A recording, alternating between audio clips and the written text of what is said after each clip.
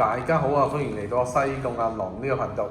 今日介紹一個極方便嘅單位啦，咁啊井欄樹啊呢個呢就建築面積489尺，好意頭啊，489尺，露台呢就68尺，咁啊呢個建築面積啦，咁啊帶大家望下，嗱呢個好好用噶，呢個擺洗衣機啦、晾衫啦，咁啊2房1廳啊超好用啊呢個，咁啊價錢380萬。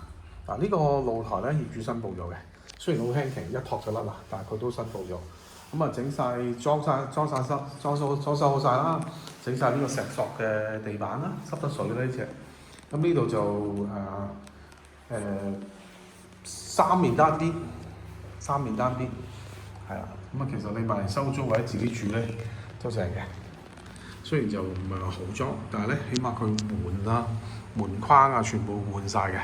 咁係瓷磚嗰啲冇換啦，咁呢個廚房就簡約啦，擺到洗衣機嘅，擺得雪櫃呢個位置係啦，啲門換過晒。咁啊瓷磚呢啲就可以諗好多方法解決嘅，而家係啊有啲叫咩微水泥啊，批落去啦，咁啊變咗好靚㗎嗰啲就係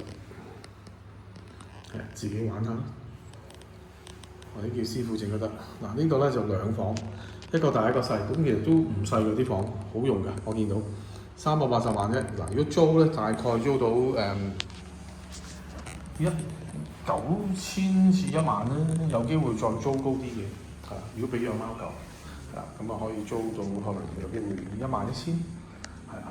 多謝收看呢個頻道，有興趣嘅朋友就揾我啦。光纖到咗㗎啦呢度，多謝晒。